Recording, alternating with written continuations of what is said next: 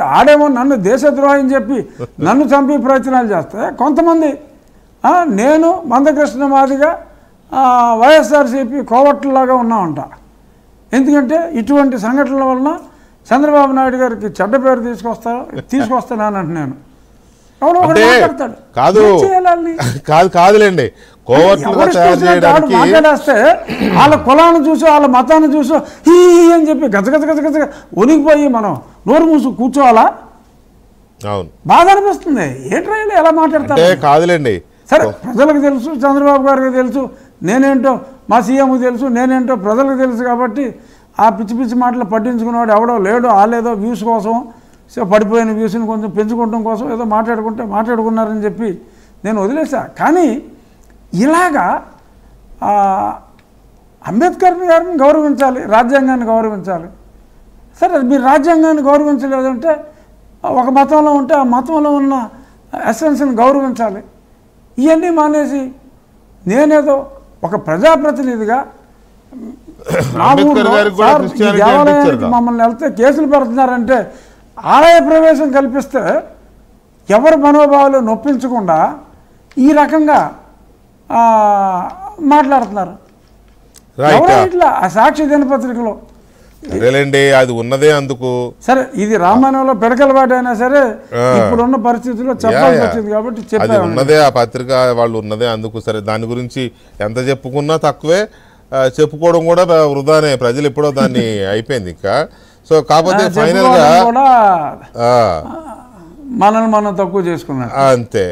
అయితే ఫైనల్ గా సరే ఈ విషయంలో ఈ కేసు మిమ్మల్ని టార్చర్ పెట్టి వేధించిన కేసులో అడుగడుగు ముందుకు పడుతుంది, మీ పోరాటం ఫలిస్తుందని ఎక్స్పెక్ట్ చేస్తున్నాను. అయితే ఇక్కడ ఇంకొక విషయం ఫైనల్ గా చంద్రబాబు నాయుడు గారు కూడా సీరియస్ గా తీసుకున్నారు, న్యాయం జరుగుతుంది. అదే ఇవాళ Telugu Desam party, Janasena party, BJP మూడు కలిసిన కూటమి ప్రభుత్వం నామినేటెడ్ పోస్టుల భర్తీకి పచ్చ జెండా ఊపింది. మొత్తం మీద దాదాపు 3 నెలల నిరీక్షణకి తెరదించుతూ ఒక ఫేజ్ స్టార్ట్ చేశారు. ఒక 20 కార్పొరేషన్లకి చైర్మన్లను ప్రకటించారు. ఇంకో 99 మందికి ఏమో ఒక కార్పొరేషన్స్లో సభ్యులుగానో డైరెక్టర్గానో ఉంటాయి కదా. సో ఏంటి మీ రియాక్షన్ ఏంటి? ఒక దాంట్లో 6 ఉంటారు.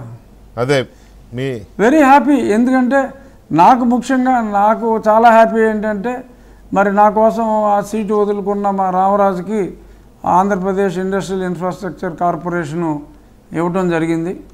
సో తనతో మాట్లాడా, అభినందించా. సో ఏపీఐఐసి కాబట్టి మీ సూచనలు కూడా నాకు కావాలని అన్నారు. చక్కగా కలిసి వర్క్ చేద్దాం, ఇక్కడ నువ్వు నాకు సూచనలు ఇవ్వి, అక్కడ నేను నీకు సూచనలు ఇస్తానని చెప్పి మాట్లాడుకున్నాం. అలాగే ఇంకొక మా దామచర్ల సత్యాన్ని ఫోన్ చేసి అభినందించా. ఒక 3 అభినందించాను వాళ్ళ. మిగిలిన వాళ్ళ నెంబర్లో మా నారాయణ గారు, కొనకల నారాయణ గారు దొరకలేదు. ఆయన నాకు అత్యంత ఆప్తులు. కొన్ని పేర్లు నాకు తెలియదు అనుకోండి, వాళ్ళని ఎప్పుడూ నేను చూడాల. మరి తెలిసిన వాళ్ళ వరకు నేను నెంబర్లు ఉన్నంత వరకు పట్టుకుని మాట్లాడే ప్రయత్నం చేశా. ఇది మంచి మూవ్. కాస్త ఆలస్యమైనా సరే పార్టీకి ముందు నుంచి ఉన్న వాళ్ళని ముందు ఎవరైతే తమ సీట్లను త్యాగం చేశారో, అలాగే బంగారాజు కూడా నాకు బాగా తెలుసు, అక్కడ నెల్లిమర్ల తను దొరకలా. బంగారాజు కూడా అక్కడ సీటు త్యాగం చేసినందుకు మరి అతనికి ముందుగా ఎవరైతే విశ్వసనీయతగా ఉన్నారో వాళ్ళందరికీ కూడా మరి ఇవాళ ఇవ్వటం జరిగింది. ఇంకా చాలా ఉన్నాయి. ఇంకొక కులాల కార్పొరేషన్లో ఇంకో 40-50 ఉంటాయి. అలాగే ఇంకా ఇంపార్టెంట్ చాలా ఉన్నాయి.